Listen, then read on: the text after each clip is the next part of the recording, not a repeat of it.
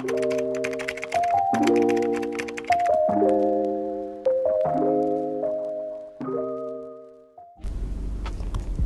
positif dari New Moon di Sagittarius tanggal 12 Desember 2023 adalah kita memulai harapan baru tentang kebebasan.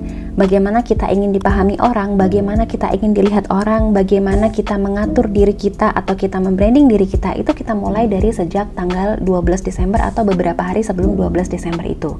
Itulah kenapa nggak asing kalau misalkan kita ngerasa pengen ngubah penampilan, kita pengen ubah branding personality kita, atau kita lebih pengen expand lagi tentang bagaimana kita berinteraksi hingga akhirnya kita dikenal sebagai apa gitu contohnya. Intinya New Moon di Sagittarius kemarin itu membantu banget kita di karir atau di passion kita. Jadi kita didorong untuk kita itu mulai memperhatikan personal branding kita. Mengingat kita udah mau ganti tahun ya, 2024. Jadi kita nggak mungkin menginginkan hasil yang berbeda kalau cara kita itu sama. Makanya semesta mengajak kita dengan adanya New Moon di Sagittarius itu mendorong kita untuk bebas berekspresi. Kamu mau dikenal sebagai apa? Kamu ingin merepresentasi dirimu sebagai siapa atau bagaimana? Nah, kemudian tanggal 13 Desembernya kita masuk ke Mercury retrograde di Capricorn. Sebetulnya kontras di sini juga bisa ada sisi selarasnya juga, karena Capricorn itu kan berkaitan dengan kekayaan, kemakmuran, kemudian kestabilan finansial. Nah, dari situ kalau kita bisa merealisasikan personal branding kita yang oke, kita punya kemauan untuk mereview kembali persona kita atau performa kita juga dalam pekerjaan kita, passion kita, tentu hal itu juga akan impact ke hasil kita kan, di finansial kan. Nah, itu selaras dengan Capricorn yang ada di Mercury retrograde. Itulah kenapa setelah New Moon di Sagittarius masuk ke Mercury retrograde di Capricorn, kita disambut masa-masa dari mulai tanggal 13 Desember sampai dengan 1 Januari 2024 itu untuk mereview lagi. Benar-benar kita kayak menarik diri ya untuk bisa memberikan akses ke diri kita lebih luas lagi, lebih nyaman, lebih secure untuk banyak inner journey, kemudian mereview apa yang sudah setahun ini kita lakukan, apa yang belum sempat dilakukan, apa yang harus diimprove, apa yang perlu diupgrade dan sebagainya. Jadi positifnya adalah dua hal ini, New Moon di Sagittarius dan juga Mercury retrograde di Capricorn, membuat kita mulai berpikir maju dalam karir, finansial dan juga passion kita. Tentunya semua untuk tahun depan. Berharap 2024 adalah tahun terbaik untuk kita bisa menstabilkan kondisi kita setelah pandemi di 2022. Setelah pandemi di 2020. Nah, kalau tadi kita udah bahas sisi positifnya, tentu juga ada keseimbangan ya, jadi ada sisi negatifnya. Nah, sisi negatifnya itu sebetulnya lebih ke pembelajaran sih, kayak New Moon di Sagittarius otomatis itu tentang manifest ya, visualisasi, manifest, kita benar-benar memplanning kembali, kemudian kita merencanakan hal-hal yang mungkin selama ini kita terpikir kita nggak bisa gitu, tapi kenapa nggak kita coba, karena dorongan Sagittarius ini kan api ya, jadi lebih berani, lebih mendorong ekspresi kita untuk lebih main di situ. Nah, negatifnya tentu karena kita ada di New Moon Sagittarius, kita jadi cenderung cakra dasar kita itu lebih balance, lebih stabil, sehingga kalau kita nggak bisa kontrol itu menjadi over, kita kadang-kadang jadi agak tension sih sama orang, agak emosional. Terus nyadar nggak sih dari sejak tanggal 9, 10, 11 kita jadi agak ngerasa pengen maksain sesuatu gitu loh ke orang-orang di sekitar kita. Misalkan kita pengen ini berjalan sesuai mau kita, jadi kita lebih nge-push orang gitu, sehingga kadang-kadang itu jadinya kita agak kurang empatik. Nah, tapi balik lagi, ini pembacaan secara general ya, nggak bener-bener detail ke semua orang tuh masuk, tapi memang rata-rata karena ini antara manusia dan alam semesta ini satu kesatuan, jadi mungkin ini akan berasa di sebagian banyak orang. Nah, kemudian impactnya untuk Mercury retrograde sendiri, seperti kita tahu, kita akan terkendala di bagian komunikasi kita. Apapun yang berbau komunikasi, termasuk sinyal handphone, itu jadi agak naik turun atau kita error ya di sinyal. Kemudian kita juga mungkin ngerasa udah chat ke orang, udah ngerasa bener-bener kita kirim, tapi ternyata belum terkirim. Terus ada beberapa hal yang perlu diperhatikan juga di bagian bidang elektronik. Mungkin kita ngerasa karena energi kita itu jadi berantakan ya, emosionalnya, mood swingnya. Kemudian itu impactnya ke benda-benda elektronik yang ada di rumah kita. Paling simpel biasanya kejadian di list itu adalah mesin cuci tiba-tiba rusak. Kemudian mungkin bisa lampu yang tiba-tiba mati, atau jam dinding yang tiba-tiba mati karena baterainya habis ya, kita anggapnya mikirnya gitu aja. Karena energi manusia itu sebetulnya medan listriknya besar, jadi ketika dia merespon energi atau getaran alam semesta itu juga bisa bertabrakan atau impactnya bisa ke benda-benda elektronik yang juga mengandung listrik yang ada di sekitar kita. Nah, kemudian itu juga berlaku untuk kayak mobil, motor ya. Jadi pastikan bukan berarti kalian nggak boleh pergi atau nggak boleh melakukan aktivitas, bukan. Tetapi apabila kalian ingin bepergian jarak jauh, coba bisa dicek kembali mesin mobilnya, mesin motornya apakah masih oke. Kalau belum kan kita bisa repair dulu atau kita bisa servis dulu ya supaya lebih aman atau lebih secure untuk perjalanan. Kemudian kalau kita mau pergi ya dengan menggunakan pesawat, kita bisa cek lagi tuh tiketnya. Kadang kita ngerasa udah ngebaca bener jamnya, tapi ternyata kita salah karena bener-bener banyak distract yang akan kita terima di sepanjang Merkuri retrograde.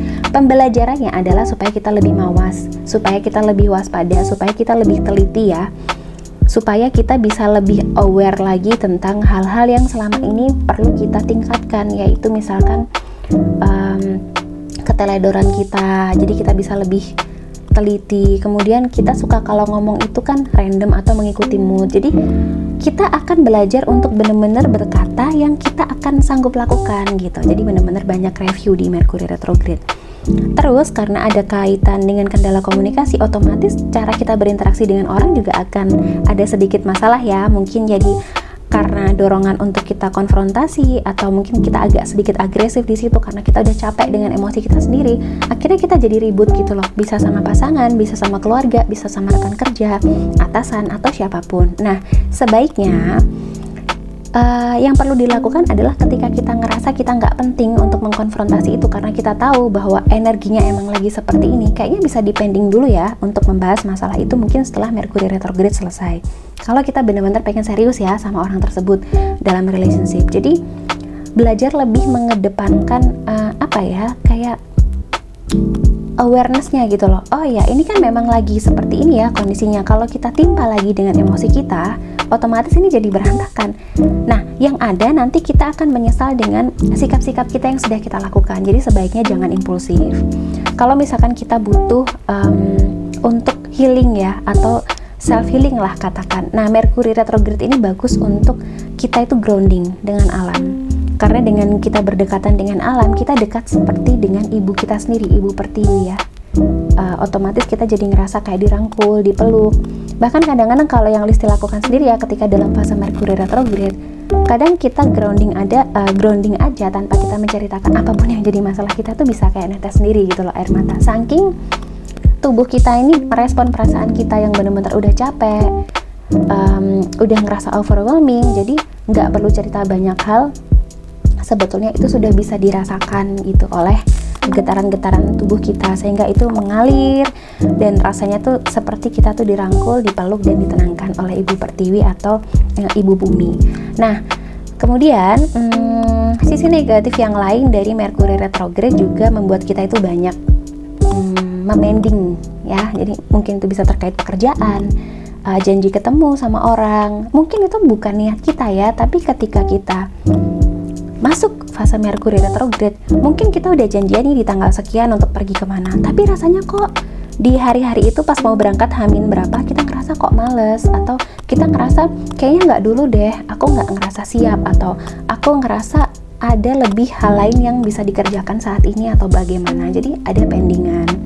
Tapi nggak apa-apa juga, bukan berarti pending itu terus kita nggak menghargai orang, tapi kita juga harus perhatikan, kita juga harus memperhatikan diri kita sendiri, kemudian perasaan kita juga, apakah kita terpaksa untuk melakukan itu. Kalau nggak terpaksa ya nggak masalah, tapi kalau kita ngerasa berat karena energi atau tekanan dalam diri kita aja udah besar ya nggak apa-apa.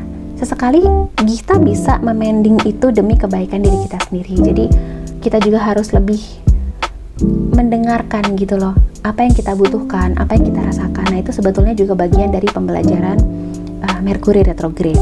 Nah, kemudian yang terakhir, karena ini Merkuri retrograde di Capricorn, kita secara otomatis kita jadi lebih aware juga di pengeluaran. Kita ngerasa mungkin sudah dari semingguan ini pengen memperbaiki pengelolaan keuangan. Terus kita ada terpikir untuk mengusahakan sesuatu hal baru, entah itu bisnis baru, entah itu kerjasama baru, atau sekedar bikin-bikin sesuatu yang kita senang. Nah, ini momennya tepat karena Merkuri retrograde, dimana kita biasanya narik diri ya dari lingkungan kita karena kita pengen lebih banyak inner journey. Otomatis kita lebih banyak waktu kan untuk aktivitas sama diri kita sendiri. Jadi dari situ kita bisa mengembangkan passion kita. Syukur-syukur itu bisa jadi sebuah perencanaan untuk bisnis kita di tahun 2024. Nah, jadi pretty soul semuanya, solar semuanya, apakah kalian sudah siap untuk menjalani Merkuri retrograde di penghujung tahun 2023 ini? Listi sih udah ngerasa siap ya. Tapi balik lagi, kadang sesuatu terjadi di luar kontrol kita. Ya itu, ya that's life lah. Tapi apapun yang terjadi, kita tetap harus bersinergi, dan Listi juga akan tetap kasih update-update energi, sekali lagi by YouTube, karena takutnya ada miskomunikasi atau sesuatu hal yang mungkin dirasa kurang jelas ya untuk disampaikan, dan Listi ngerasa lebih nyaman aja untuk saat ini selama Merkuri retrograde menyampaikan secara langsung melalui audio. Nah, jangan lupa apabila yang Listi sampaikan ini relate atau pembacaan ini relate buat kamu, jangan lupa untuk komen di kolom komentar, dan juga mungkin ada hal-hal yang perlu di-sharingkan atau mungkin yang sifatnya pertanyaan dengan yang Listi bahas kali ini bisa juga langsung ditulis di kolom komentar. Nextnya Listi akan mungkin bahas atau mungkin akan follow up lagi tentang komentar yang ada. Oke, jangan lupa untuk subscribe, like, comment, and share. Dan terus bagikan hal-hal baik di sekitar kalian seminimal mungkin, semampu kalian, tapi jangan memaksakan diri. Merkuri retrograde adalah waktu kita untuk self-reflection menuju akhir tahun 2023 dan menuju tahun baru 2024. Salam berkesadaran, rahayu, rahayu, rahayu. Love and light.